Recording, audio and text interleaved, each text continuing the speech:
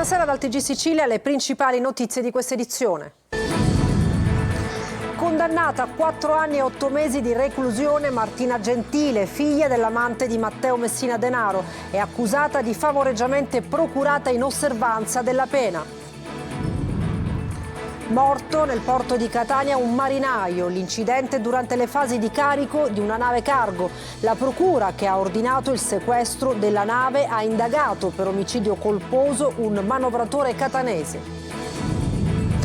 Disordine al corteo No Ponte a Messina. Mentre le forze dell'ordine stanno vagliando tutte le immagini di sabato, c'è il timore di un'escalation con l'avvicinarsi dell'avvio dei cantieri del ponte. Navi fantasma russe al largo della Sicilia. La DDA di Catania indaga. Il Mediterraneo è il nuovo hub per il traffico di petrolio. Nel 2024 monitorati 33 scambi di greggio tra petroliere. Agrigento, asilo comunale per 60 bambini in costruzione nella Villa del Sole a un passo dalla Valle dei Templi. Esposto dal Codacons, quella è un'area sottoposta a vincoli. A Catania il primo carnevale dedicato al rispetto dell'ambiente. Sfilata nel centro storico con alunni, genitori e insegnanti impegnati a diffondere le regole sul corretto smaltimento dei rifiuti. E poi il cinema Follemente, la nuova commedia romantica di Paolo Genovese e campione di incassi. Al TG Sicilia il regista è uno dei protagonisti, Rocco Papaleo, a Catania per la promozione del film. Il calcio, il Catania prova a guardare avanti e dopo 3 pari consecutivi sul campo del Latina andrà in cerca di 3 punti. Alessandro Zarbano in pole position per la carica di direttore generale.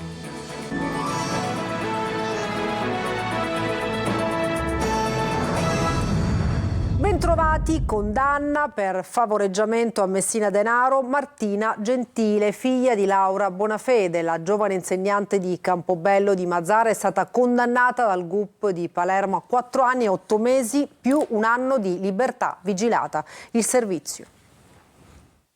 Per la procura di Palermo, Martina Gentile per anni avrebbe fatto parte di quel cerchio magico che ha protetto la latitanza di Matteo Messina Denaro. Il GUP del Tribunale di Palermo l'ha condannata a 4 anni e 8 mesi e 1 anno di libertà vigilata. Martina Gentile, figlia di Laura Bonafede, storica amante del boss di Castelvetrano, è accusata di favoreggiamento e procurata in osservanza della pena ed è ritenuta una pedina fondamentale nella rete di protezione e comunicazione del latitante. La Gentile fu arrestata nel dicembre del 2023 a Pantelleria, dove si era trasferita per insegnare. Sempre per l'accusa, la donna, che per anni ha vissuto con la madre e il boss durante la sua latitanza, avrebbe gestito lo scambio della corrispondenza di Messina Denaro. Per la giovane, il PM della DDA di Palermo, Gianluca De Leo, aveva chiesto 8 anni di reclusione. Nei pizzini lasciati dal boss era soprannominata in codice Tanne e per lei Messina Denaro non aveva lesinato elogi. Nelle decine di pizzini del boss gli inquirenti hanno accertato che Martina Gentile è stata cresciuta come una figlia da Matteo Messina Denaro. Il padre della Gentile, Salvatore, sta scontando invece 2 ergastoli per altrettanti omicidi commissionati dal boss. La madre, Laura Bonafede, sempre con giudizio abbreviato a novembre scorso, è stata condannata a 11 anni e 4 mesi per associazione mafiosa. Ha aderito senza riserve, scrissero i giudici nelle motivazioni della sentenza. Nel porto di Catania è morto un marinaio di 52 anni durante le operazioni di carico dei container su una nave cargo della compagnia Grimaldi. Indagine della procura, c'è un indagato, Luca Ciliberti. Nuova tragedia sul lavoro, stavolta al porto di Catania. Un marinaio di 52 anni, Vincenzo Giova, è morto ieri pomeriggio mentre era a bordo dell'Eurocargo Ravenna, nave del gruppo Grimaldi che imbarca solo container, che sarebbe dovuto salpare per Salerno. L'incidente è avvenuto durante le fasi di carico nel porto del capoluogo etneo. Per l'episodio è indagato, con l'accusa di omicidio colposo, un manovratore catanese di 60 anni che si occupa della movimentazione delle ralle e lavora per una società siciliana che fornisce i servizi a terra per le navi cargo. Si tratta di un atto dovuto a garanzia dell'indagato che consentirà di partecipare ad eventuali accertamenti irreperibili, spiega l'avvocato dell'uomo Luca Blasi. Al vaglio della Procura di Catania, nell'inchiesta seguita dalla giunta Agata Sant'Onofrio e dalla PM Lina Trovato, la posizione di 2 operai che si trovavano sul posto. Non è ancora chiara la dinamica dell'incidente e sembra che a scoprire il cadavere sia stato uno di questi operai. Tra le ipotesi anche quella che la vittima sia rimasto schiacciato da una pesante catena che serve per assicurare i container durante la navigazione. Sul posto sono intervenuti militari della Guardia Costiera, agenti della Polizia di Frontiera e personale del 118. Sequestrato il ponte 4 del ponte di Catania, al momento inaccessibile, circoscritta l'intera area per scoprire se ci siano nuovi elementi utili alle indagini. La vittima, Vincenzo Giova, originario di Napoli, era un lavoratore stagionale con esperienza ed era entrato nel gruppo Grimaldi solo da poco più di un mese. Lascia la moglie e 4 figli. Adesso una notizia: l'assessorato della salute affiancherà l'ASP di Trapani nella risoluzione delle criticità riscontrate nella consegna dei referti istiologici attraverso tutta la rete del sistema sanitario regionale per consentire l'azzeramento dell'arretrato e il recupero delle capacità di elaborazione secondo standard ottimali. È l'esito dell'incontro che si è tenuto oggi pomeriggio a Palazzo d'Orléans tra il presidente della regione siciliana Renato Schifani, l'assessore Daniela Faraoni, i 2 dirigenti generali Salvatore Iacolino e Giacomo Scalzo, il capo di gabinetto della presidenza Salvatore Sammataro con il direttore generale dell'ASP di Trapani Croce, accompagnato dal direttore sanitario Danilo Greco. Adesso andiamo avanti, disordine al corteo No Ponte a Messina, mentre le forze dell'ordine stanno vagliando tutte le immagini di sabato. C'è il timore di un'escalation con l'avvicinarsi dell'avvio dei cantieri del ponte. Francesco Triolo. Al vaglio delle forze dell'ordine ci sono le immagini sabato pomeriggio degli incidenti su Viale Boccetta, ma anche video presenti sui social ed acquisiti dalle telecamere di videosorveglianza delle strade. La Digos sta cercando di tracciare un quadro più completo possibile della manifestazione che ha visto 200 partecipanti, la metà dei quali provenienti da fuori città, dal nord soprattutto. Si cerca di accertare le responsabilità sia di vandalismo sia per l'aggressione all'agente pestato. Intanto i consiglieri comunali della Lega hanno presentato una mozione con la quale chiedono maggiore rigidità sulle autorizzazioni per i cortei. Questo non significa che noi vogliamo vietare manifestazioni no ponte o manifestazioni pro ponte. Il nostro intento è quello di impegnare il sindaco e questore per far sì che le vie più trafficate, le vie più vissute dalla popolazione messinese abbiano una salvaguardia. Si chiede che il sindaco si faccia portavoce con il questore, unico responsabile dell'ordine pubblico, per vietare che soggetti o associazioni che abbiano già dimostrato di fomentare l'odio abbiano la possibilità di ripetere questo tipo di manifestazioni. È giusto che tutti, avendo libertà di pensiero, essendo in democrazia, manifestino, ma bisogna farlo in maniera pacifica ed eventualmente trovare siti più idonei dove non vengano, intaccate le abitazioni di cittadini e si riesca a mantenere un ordine pubblico. Il timore è quello che con l'avvicinarsi dell'avvio dei cantieri del ponte si possano ripetere manifestazioni con infiltrazioni di frange violente, concetto evidenziato dal responsabile provinciale della Lega, Davide Paratore. Navi fantasma russe al largo di Augusta. La DDA Etnea apre un'inchiesta. Nel 2024 monitorati 33 scambi tra petroliere per scambio greggio. Luca Ciliberti. Gli spostamenti a largo delle coste siciliane e le soste di fronte ad Augusta di petroliere sospette hanno attirato l'attenzione della direzione distrettuale antimafia di Catania, guidata dal procuratore Francesco Curcio, che avrebbe aperto un fascicolo. Grazie all'elenco delle navi che attraccano ad Augusta e a Santa Panagia a Siracusa è stato possibile ricostruire una serie di trasferimenti di petrolio ship to ship, da nave a nave, avvenuti appena fuori dalle acque territoriali italiane. In un'inchiesta di Report con Greenpeace, il Mediterraneo di fronte alla Sicilia orientale viene definito il nuovo hub per gli scambi da nave a nave, incluse quelle della Shadow Fleet della Russia. Negli ultimi 2 anni il volume di greggio russo trasportato dalla Shadow Fleet è cresciuto in maniera esponenziale, fino a coprire il 70% delle esportazioni totali russe via mare, si legge nell'indagine dell'associazione ambientalista riportata qualche giorno fa anche dal quotidiano La Sicilia. In base alle sanzioni occidentali contro la Russia per l'aggressione all'Ucraina, è vietato ai paesi dell'Unione Europea, del G7 e all'Australia di importare molti dei suoi derivati se provengono da Mosca. È questo embargo ad aver costretto il colosso russo Lukoil a vendere alla società cipriota Goi Energy le raffinerie di Priolo Gargallo all'inizio del 2023. È proibito partecipare consapevolmente in attività svolte con lo scopo di eludere le sanzioni imposte, tra cui appunto le operazioni ship to ship finalizzate a riciclare petrolio russo o a consentire un carico originato da una imbarcazione sottoposta a sanzioni di proseguire il suo viaggio. E questo invece che sarebbe avvenuto al largo delle coste siciliane e sarebbe al centro dell'inchiesta della Procura di Catania. A Caltanissetta la Guardia di Finanza ha sequestrato oltre 30.000 anabolizzanti destinati agli sportivi e farmaci antidepressivi che venivano acquistati senza ricetta medica. Un giro d'affari per circa 100.000 euro, il servizio di Rita Cinardi. Sono più di 30.000 le dosi di prodotti anabolizzanti illegali e farmaci sequestrati alla Guardia di Finanza di Caltanissetta nell'ambito dell'operazione Pesi Massimi. L'attività di indagine delle Fiamme Gialle aveva come obiettivo il contrasto al commercio illegale di prodotti dopanti e farmaci per i quali è prevista la prescrizione medica obbligatoria come tranquillanti e antidepressivi. L'indagine, avviata nel 2024 attraverso il controllo economico del territorio e le analisi di vendita a mezzo internet e noti social network, ha consentito di svelare l'esistenza di una rete commerciale dedita al traffico di sostanze anabolizzanti provenienti per lo più dai paesi dell'Europa dell'Est per aumentare le prestazioni e la resistenza degli sportivi, finalizzate a rifornire le palestre, ma anche consumatori di farmaci antidepressivi e tranquillanti che, ordinando i prodotti su internet, aggiravano l'obbligatorietà della ricetta medica. L'intera operazione ha permesso in più occasioni di intercettare e sottoporre a sequestro all'atto della consegna complessivamente oltre 30.000 dosi di prodotti anabolizzanti illegali e farmaci suddivisi in capsule e fiale, con un giro di affari che si aggira a circa 100.000 euro. E sono stati soccorsi 32 migranti partiti dalla Libia e naufragati al largo delle coste tunisine che hanno trascorso 4 giorni su una piattaforma petrolifera. A salvarli la nave Aurora della ONG tedesca Sea-Watch, partita stamane da Lampedusa. Secondo i superstiti, un loro compagno di viaggio sarebbe morto. Non avevano acqua né cibo ed erano rimasti esposti alla burrasca.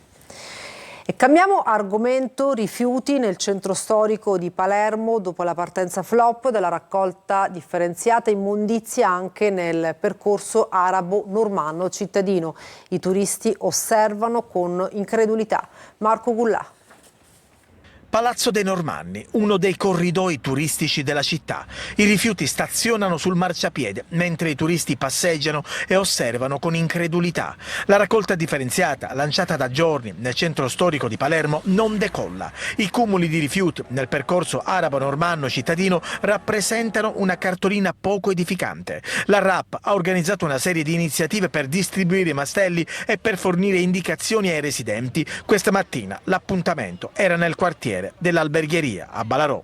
Questo è un quartiere difficile, però io non mi scoraggio, non molliamo nessuno di noi, perché ritengo che non c'è una città di Serie A e una città di Serie B. Abbiamo fatto rispetto alle altre zone 5 volte gli infopoint che abbiamo fatto nelle altre zone. Abbiamo fatto una campagna, come vedete, quasi porta a porta, perché abbiamo fatto una ventina di piazze per consegnare i carrellati. Basta dire che appena è partita da 70-80 che andavano sono passati a 500 consegne. Siamo quasi a 5.000, devo dire, abbiamo quasi coperto la totalità dei cittadini. Ora stiamo facendo anche i commercianti che mancavano, a parte anche i controlli, perché è giusto e corretto che chi rispetta vada rispettato, chi non rispetta venga anche sanzionato. In periferia però la situazione è ancora decisamente allarmante e queste immagini lo testimoniano: distese di rifiuti alle porte della città. Da giorni nessuno interviene per rimuoverli, e poi rifiuti anche allo Zen, a Brancaccio, al CEP. Cemento e abbattimenti sospetti, nuova ispezione dei carabinieri nell'ex Villa del Sole, a un passo dalla Valle dei Templi. Davide Sarto. Era uno dei pochi polmoni verdi di Agrigento a 2 passi dalla Valle dei Templi.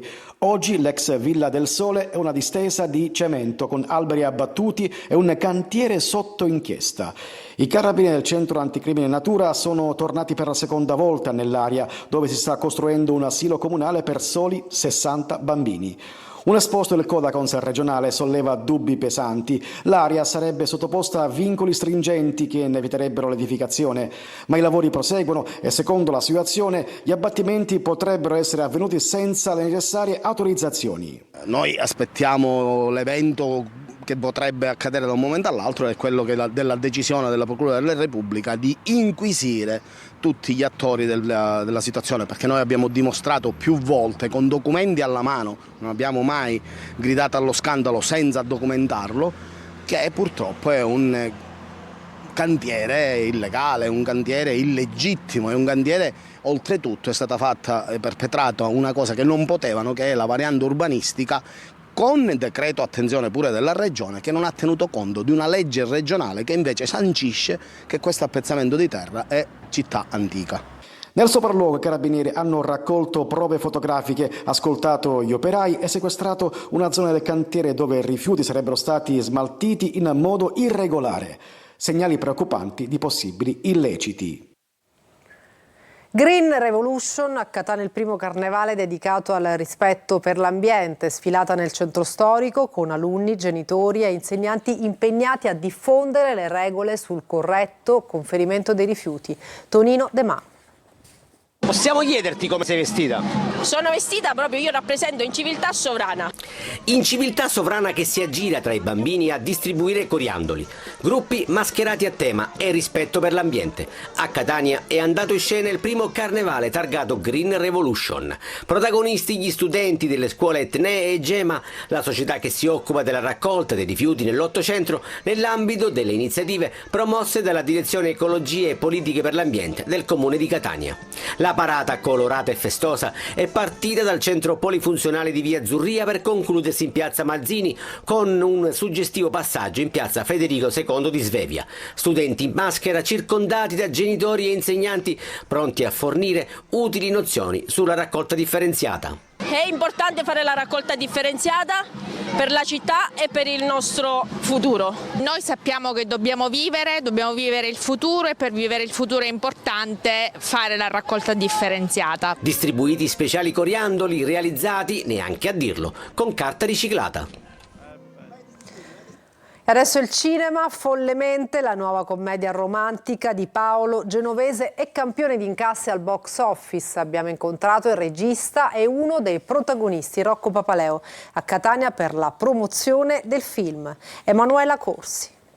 A te non piacerebbe spegnere il cervello? Questa qui non ci ascolta. È un film in cui si riesce a staccare il cervello per un'ora e mezzo, in maniera leggera, però poi quando esci qualche pensiero, qualche riflessione, qualche risata la fai. Un'idea originale, un cast importante, la regia di Paolo Genovese e le musiche dei Queen. E il successo è servito. Follemente, campione di incassi al box office, racconta ciò che succede nella testa di un uomo e di una donna, interpretati da Edoardo Leo e Pilar Fogliati, al loro primo appuntamento. Ti ha fatto strano l'invito a casa? Strano? No. Una divertente commedia romantica che ci fa entrare nei pensieri dei due protagonisti, dove si scontrano varie personalità che discutono, litigano, gioiscono e si commuovono per cercare di avere il sopravvento sulla decisione finale. Ad interpretarle Vittoria Puccini, Claudia Pandolfi, Emanuela Fanelli e Maria Chiara Giannetta per lei. Per lui Claudio Santamaria, Marco Giallini, Maurizio Lastrico, Rocco Papaleo, che scherza ai nostri microfoni sul suo personaggio, Valium. Cos'ha questo personaggio? Quello che vedi, una certa instabilità, un po' di follia, un po' di ansia. Ma come siete fatti voi maschi? Assetto tartaruga, testa china, non un fiato. Credo che sia proprio questo l'appeal forte di questo film, proprio aver messo in luce quante sfumature diverse, quanti inciampi, no, possono avvenire dentro di noi. Non solo le donne hanno queste menti complicate, anche gli uomini. Anche loro hanno le loro insicurezze, le loro debolezze, le loro paure. Forse proprio per il fatto che le menti femminili sono più sofisticate e complicate, noi ci sentiamo ancora più in difficoltà. Questa scelta minigonne e stivaletto mi sembra molto equivoca. E noi siamo equivoche. E adesso una pausa, tra poco il calcio.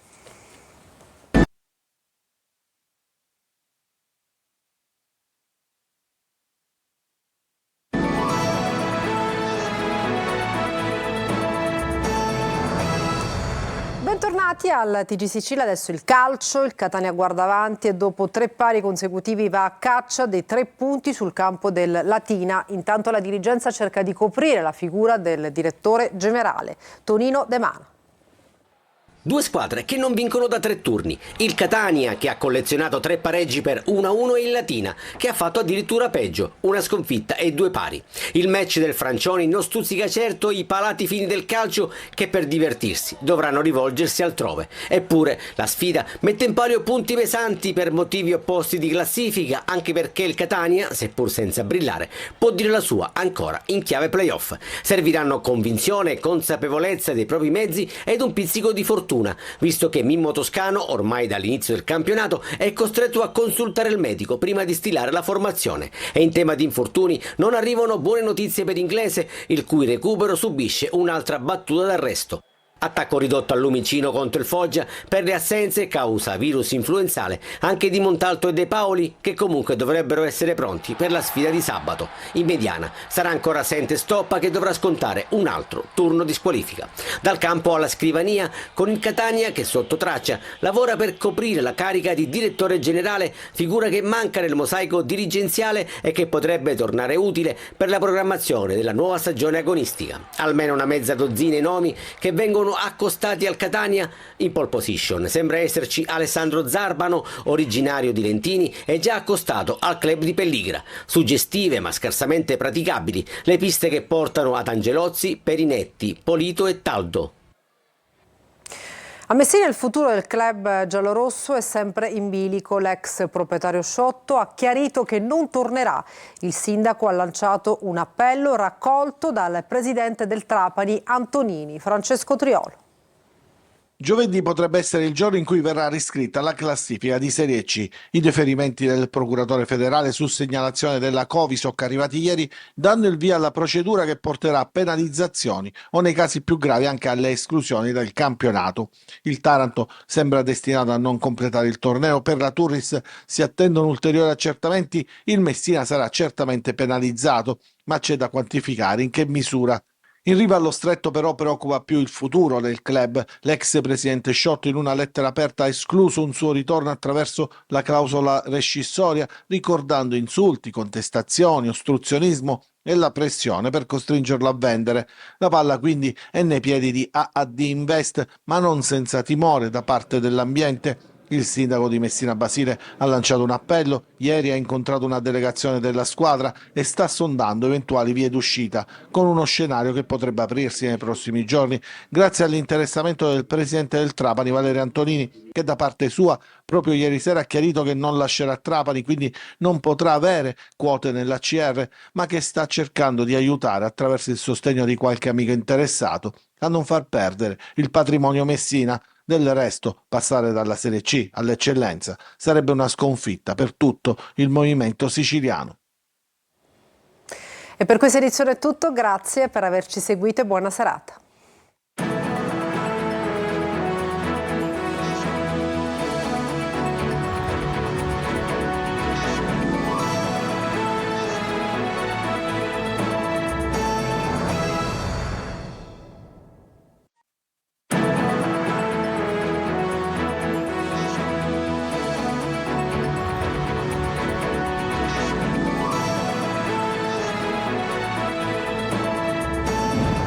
Buongiorno, benvenuti alla TG Sicilia. Le principali notizie.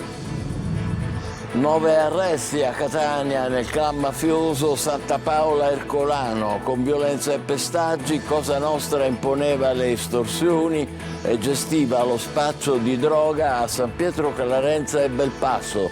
Gli incontri in una macelleria di carne da cavallo.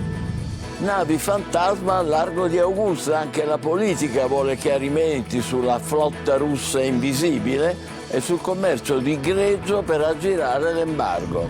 Ustica, la Procura di Roma chiede l'archiviazione dell'inchiesta sull'abbattimento del DC-9, le 81 vittime senza giustizia dopo 45 anni, dolore e delusione dei familiari. Sanità nel Trapanese, sono 1000 i referti istologici ancora da analizzare e consegnare.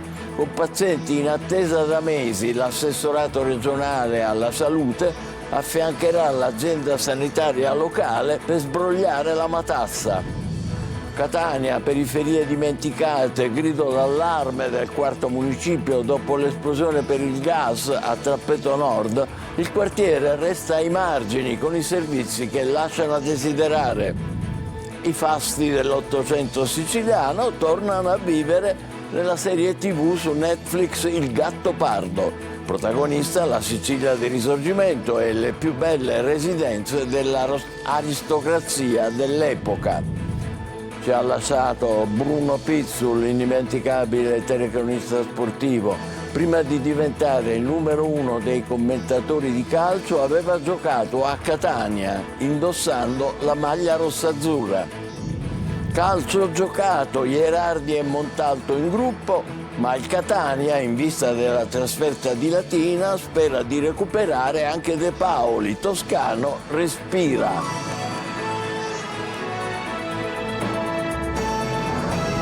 Bentrovati. Catania, con violenza e pestaggi la mafia imponeva le estorsioni e gestiva lo spaccio di droga a San Pietro Clarenza e a Belpasso. Gli incontri nella macelleria equina del boss Sant'Onofito. 9 arresti nel clan Santa Paola Ercolano. Giusy Lazzara. La mafia violenta, la mafia del pizzo e della droga. Feroci i referenti del clan Santa Paola Ercolano a San Pietro Clarenza e Biancavilla nel Catanese, che vessavano commercianti e gestivano le piazze di spaccio. 9 gli arresti nel blitz dei carabinieri che hanno smantellato la rete tossica dell'organizzazione. Il gruppo manteneva rapporti con altre cosche e teneva una cassa comune per sostenere gli affiliati detenuti.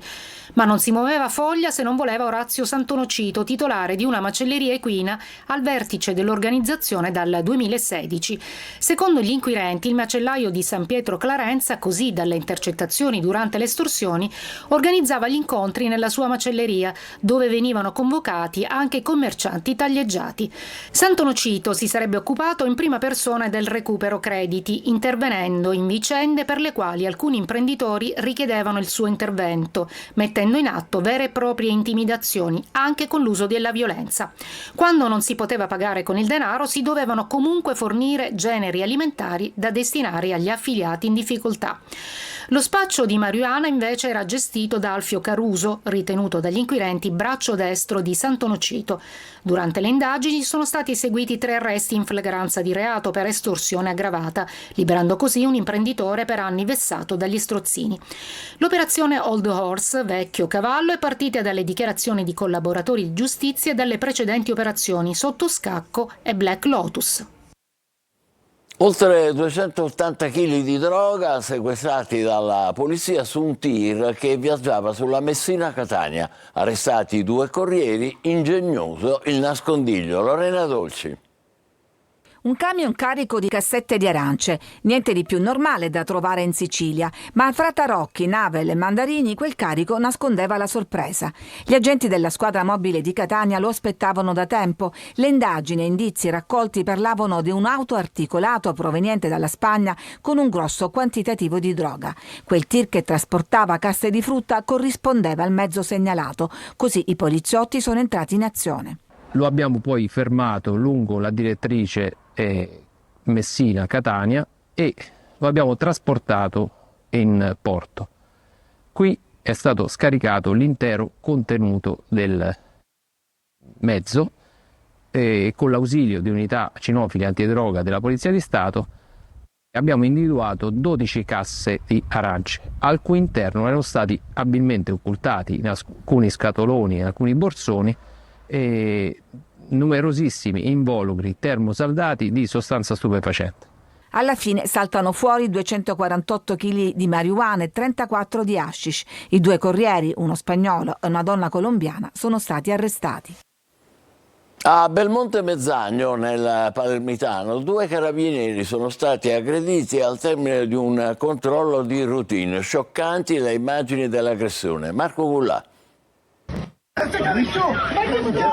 Un grave episodio di violenza a Belmonte Mezzagno, nel Palermitano, dove 2 carabinieri della compagnia di Missilmeri sono stati aggrediti durante un controllo di routine. Gli aggressori, un padre di 48 anni e suo figlio di 17, sono stati arrestati dai militari e accusati di minacce e resistenza a pubblico ufficiale. I carabinieri, durante il controllo su uno scooter privo di targa, hanno scoperto che il mezzo era rubato. Il giovane di 17 anni, già fermato per il controllo, ha reagito minacciando i militari con delle forbici e cercando di tagliare le fascette di plastica utilizzate per sequestrare il veicolo. In questo frangente è intervenuto il padre, noto per i suoi numerosi precedenti penali, che ha aggredito uno dei carabinieri da dietro. Le forze dell'ordine hanno prontamente reagito, arrestando il ragazzo, che è stato trasferito al carcere minorile Malaspina di Palermo, e il padre, per il quale è stato disposto l'obbligo di firma.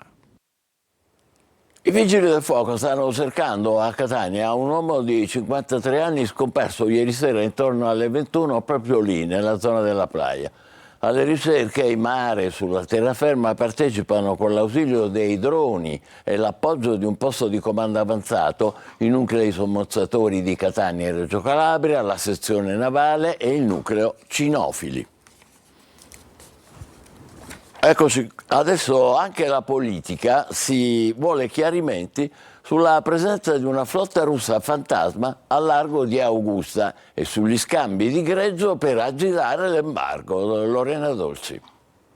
Il giallo delle navi fantasma russe arriva in Parlamento. Sugli scambi di greggio al largo di Augusta, su cui indaga la DDA di Catania, arriva adesso la richiesta di una commissione speciale d'inchiesta sul petrolchimico, con l'interrogazione del vicepresidente della Camera, che si aggiunge a quella al Senato sul rispetto delle previsioni del Golden Power da parte di Goi Energy, la società cipriota proprietaria della raffineria ISAB di Priolo Gargallo. Ad accendere i riflettori sulla flotta fantasma russa, che si sarebbe approvvigionata di greggio in acque internazionali per eludere l'embargo, era stata la trasmissione Report, poi le indagini della magistratura, che avrebbero portato alla luce un sistema di gestione dalle linee opache e pericolose sia per la salute pubblica che per l'ambiente, ha detto Ismaele Lavardera di Controcorrente, annunciando insieme al collega Dem Tiziano Spada la richiesta di una commissione speciale regionale.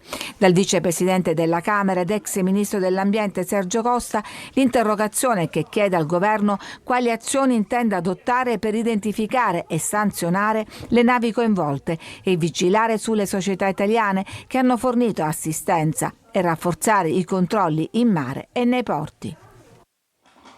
Il 19 Tavia, precipitato il 27 giugno del 1980 in pezzi in mare nel corso di una battaglia aerea nei cieli di Ustica, questo è stato accertato. Non è stato possibile invece stabilire chi ha causato l'abbattimento.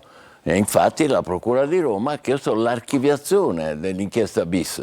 81 vittime resteranno dunque senza giustizia. Dolore e rabbia dei familiari. Maglio Viola. La strage di Ustica resterà senza colpevoli. Gli 81 passeggeri del DC-9 Itavia, precipitato la sera del 29 giugno 1980 nel Mar Tirreno, non avranno giustizia. La Procura di Roma ha chiesto l'archiviazione dell'inchiesta bis, anche se i PM ritengono che lo scenario sia ormai chiaro. Quella sera nei cieli di Ustica si verificò una battaglia aerea, mentre non c'è traccia che porti alla pista della bomba esplosa a bordo. Secondo il quotidiano La Repubblica, la Procura romana non sarebbe riuscita a identificare la nazionalità dei caccia in assetto da guerra che quella sera erano nei cieli di Ustica e che avrebbero provocato l'abbattimento dell'aereo diretto da Bologna a Palermo, e dunque non sono identificabili i responsabili di quella strage. Non sono state utili neanche le 2 rogatorie internazionali negli ultimi anni con la Francia e con gli Stati Uniti. Poca trasparenza e collaborazione a singhiozzo fornita dai paesi ai quali l'Italia si è rivolta, con informazioni incomplete, non riscontrabili, in alcuni casi addirittura fuorvianti. Dura la reazione di Daria Bonfietti, la presidente dell'Associazione Parenti delle Vittime di quella strage. Con grande dolore e delusione apprendo la richiesta della Procura di Roma di archiviazione dell'indagine aperta nel 2008, dice la Bonfietti, dopo le dichiarazioni dall'allora presidente Cossiga, che indicava aerei francesi come responsabili dell'abbattimento del DC-9 Itavia. Delusione per i tanti anni di indagini e sforzi di magistrati e avvocati che non hanno ancora potuto portare alla completa verità. Ad Agrigento, polizia, guardia costiera e finanza hanno arrestato un egiziano per favoreggiamento dell'immigrazione clandestina. Lo scafista è accusato di aver guidato una barca di legno di appena 10 metri in precarie condizioni con 47 migranti a bordo. Inoltre le operazioni di soccorso sono state rese difficili per il comportamento del trafficante, che aveva versato sull'imbarcazione e sui migranti una tanica di benzina, minacciando di dare fuoco a tutti. Bloccato dalle forze di polizia, è stato rinchiuso in carcere. Ci sono ancora 1000 pazienti all'azienda sanitaria di Trapani che attendono il referto istologico da mesi. Ieri intanto nel corso della riunione alla Regione ci sono stati momenti di tensione, nessuno ha mai avvertito l'assessorato di questi problemi, è stato fatto notare. Alla fine dell'incontro è stata presa la decisione che la Regione affiancherà l'azienda sanitaria, l'ASP, per recuperare i ritardi. Laura Spanò. 1000 referti istologici da analizzare e consegnare, questo è l'arretrato dell'ASP di Trapani, con pazienti in attesa da mesi. Molteplici le segnalazioni raccolte poi dall'Associazione Codici di Trapani di cittadini che lamentano ritardi, e tra loro il signor Salvatore Torregrossa. Il caso più rilevante è quello di un cittadino cui figlio il 6 settembre 2024 si sarebbe sottoposto a un esame istologico presso l'ospedale di Trapani e ancora oggi sarebbe stato riferito, quindi dopo ben 8 mesi, gli sarebbe stato riferito di attendere ancora altri 10 giorni. Come associazione consumatori daremo tutta la tutela legale possibile a queste famiglie. Intanto, per porre fine alle criticità riscontrate nella consegna dei referti istologici, l'assessorato alla salute affiancherà l'ASP attraverso tutta la rete del sistema sanitario regionale per consentire l'azzeramento dell'arretrato, e dopo l'ispezione emerge il dato allarmante: non sono 244 gli esami istologici da refertare all'ASP trapanese, ma 1 migliaio. Un risultato che ha irritato il governatore Renato Schifani e l'assessore alla salute Daniela Faraoni, che hanno incontrato il direttore generale dell'ASP Ferdinando Croce e il direttore sanitario Danilo Greco. Al momento niente dimissioni dei vertici della sanità trapanese, la priorità è smaltire l'arretrato. Al governo regionale non hanno granito però la mancata comunicazione tra ASP e assessorato. L'emergenza non doveva essere taciuta. Il manager Croce ha lasciato intendere che la responsabilità è dell'ex primario di anatomia patologica in pensione da novembre, accusato di avere segnalato il problema solo a luglio. Ora la stessa accusa viene però mossa all'ASP, che pur avendo attivato convenzioni con strutture pubbliche e private non è riuscita a smaltire l'arretrato. Pronto soccorso di Modica al collasso, turni massacranti per i medici, a rischio la vita degli utenti. L'allarme lanciato più volte negli ultimi mesi è caduto nel vuoto, si richiede l'intervento della Regione. Veronica Barbarino. Notte di emergenze, ambulanze a sirene spiegate provenienti dalla zona sud della provincia di Ragusa e del Siracusano arrivano al pronto soccorso di Modica. Dentro però la situazione è al limite. Per coprire le ore notturne ci sono appena 2 medici più il primario. Interviene ancora una volta il sindaco di Pozzallo, ex primario di questo pronto soccorso, che ritiene ormai improcrastinabile l'intervento dell'assessore regionale alla salute. Non si tratta di garantire soltanto la salute di un intero territorio, ma si tratta di garantire anche la vita di migliaia e migliaia di utenti che in questa situazione attuale rischiano molto, perché ai medici dobbiamo dare la possibilità dei riposi compensativi, dobbiamo dare la possibilità della serenità, perché soltanto in questo modo si possono affrontare le gravi emergenze sanitarie. Anche il sindaco di Modica interviene e ringrazia il sacrificio degli operatori e la comprensione degli utenti. Già in contatto con i vertici sanitari si dice disponibile ad ogni tipo di interlocuzione. E dall'ASP di Ragusa si ammettono le difficoltà e si assicura che si sta lavorando per trovare una soluzione. Una delle misure adottate è stata infatti l'avviso pubblicato lo scorso 21 febbraio per il conferimento di incarico libero professionali a medici da destinare ai pronto soccorso, con candidature aperte fino al 31 dicembre. Basterà? Catania, periferie dimenticate, grido d'allarme del 4° municipio alle prese con 1000 problemi. I consiglieri, siamo in un mare di guai. Tonino De Mana. In alcune abitazioni manca ancora il gas, in altre è stato ripristinato dopo settimane e settimane di snervante attesa. Ma l'esplosione che ha sventrato 2 palazzine in via Fratelli Gualandi a Trappeto Nord è solo la punta di un iceberg di un quartiere che resta ai margini di Catania. Basta fare un giro nel 4º municipio per rendersi conto quanto sia lontano il centro cittadino e quanto i servizi lascino a desiderare. Dalle strade Groviera alla spazzatura, dalle piazze abbandonate alle bambinopoli, dove però è sempre raro vedere dei ragazzini. È stato bruciato uno scivolo completamente e non si è fatto niente. Così è, così era e così è rimasta. Non c'è niente. Dove li porta i ragazzini? Qua a giocare in mezzo alla terra, allo sterco dei cani?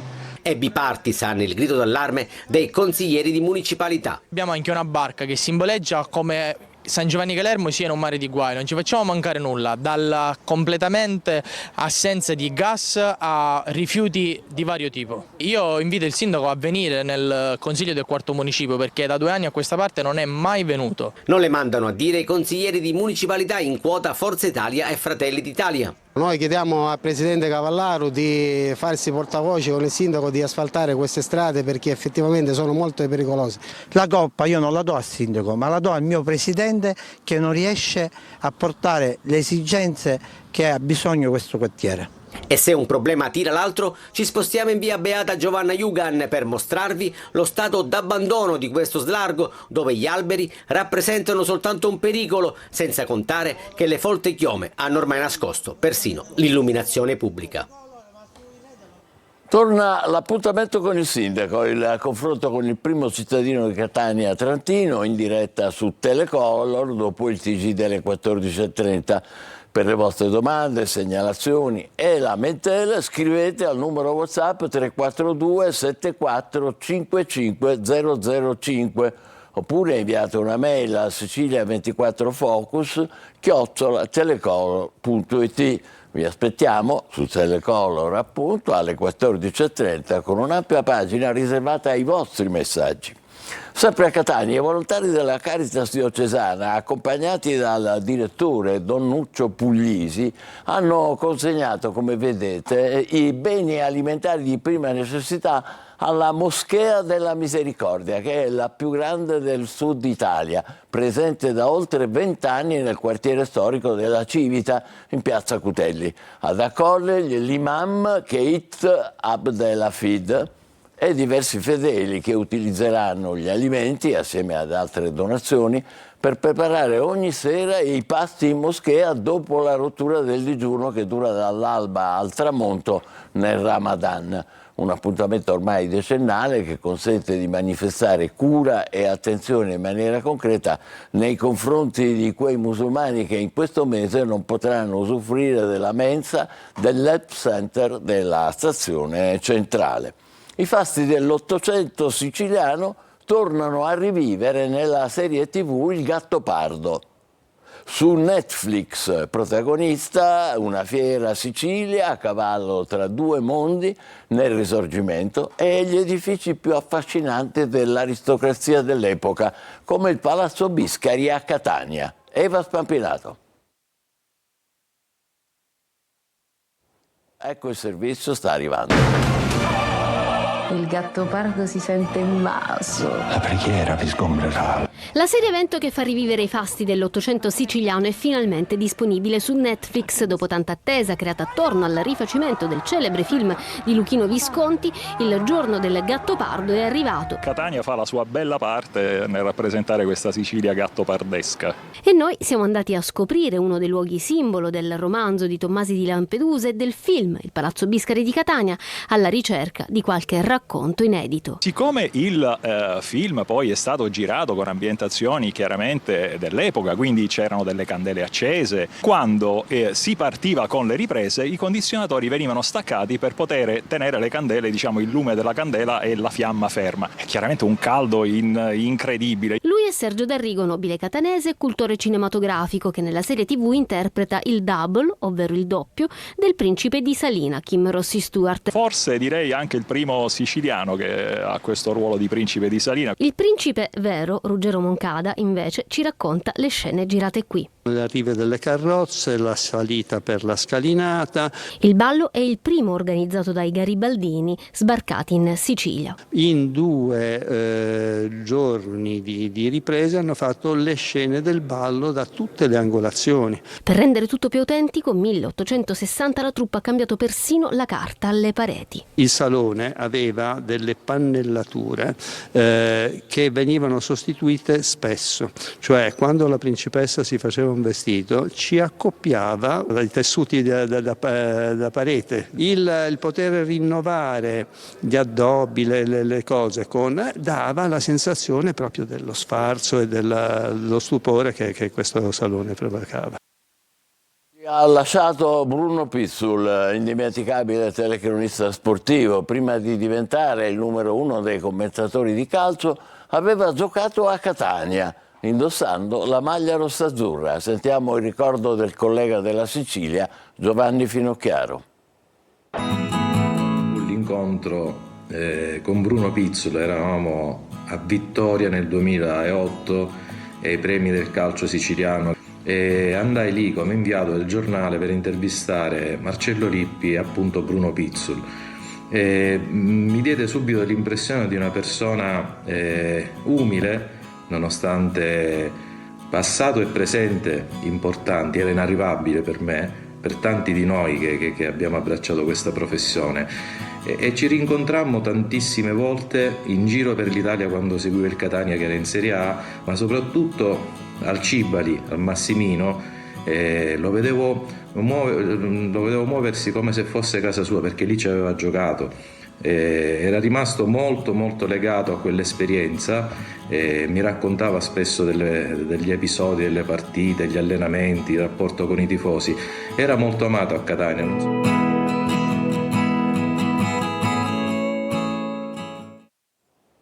Ciao Bruno, adesso è il momento della nostra pausa, tra poco il calcio giocato, lentamente va svuotandosi l'infermeria del Catania. Ne parleremo fra pochissimo, state con noi.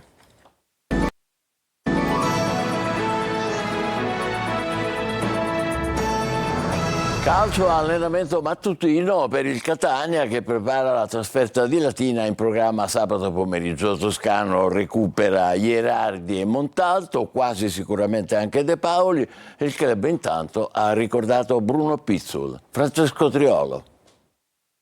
La necessità di dare una sterzata al campionato, quella che non è arrivata contro il Foggia. Il Catania deve svoltare anche per evitare brutte sorprese e scivolare fuori alla zona playoff, che adesso diventa un obiettivo irrinunciabile, l'ultimo per la stagione dei rossazzurri. Il pareggio contro il Foggia ha lasciato strascichi di delusione nell'ambiente etneo, questo è stato evidente, per questo la trasferta di sabato a Latina contro una squadra in piena lotta per la salvezza diventa un bel banco di prova per la squadra di Mimmo Toscano. Il tecnico anche questa settimana deve fare sempre i conti con diversi assenti, anche se può sorridere per il ritorno dopo il turno di squalifica di Ierardi, mentre Stoppa dovrà scontare il secondo turno. Dovrebbero tornare a disposizione anche gli attaccanti De Paoli e Montalto, quest'ultimo è già rientrato in gruppo dopo l'attacco febbrile e se il percorso di recupero dovesse proseguire senza intoppi potrebbe rientrare anche Dal Monte, fermo dall'infortunio rimediato a Cerignola. Potrebbe essere un ritorno importante per dare maggiore imprevedibilità in fase offensiva. L'allenamento di questa mattina ha dato maggiori indicazioni a Toscano, anche se sino a venerdì mattina, giorno della rifinitura, potrà avere ulteriori indicazioni. E oggi dal Catania non poteva mancare un ricordo di Bruno Pizzul, ex giocatore rossazzurro dal 1958 al 1960, icona del giornalismo sportivo e voce storica della nazionale, lo definisce il club etneo, che lo ricorda per lo stile della cronaca e per la capacità di esprimere l'emozione di tutti, con un'impeccabile misura di partecipazione e sobrietà. Ci fermiamo qui, appuntamento per la prossima edizione del nostro telegiornale alle 20. Vi ricordo alle 14.30 su Telecolor l'appuntamento con il sindaco di Catania Trantino. Grazie per essere stati con noi, buon pomeriggio.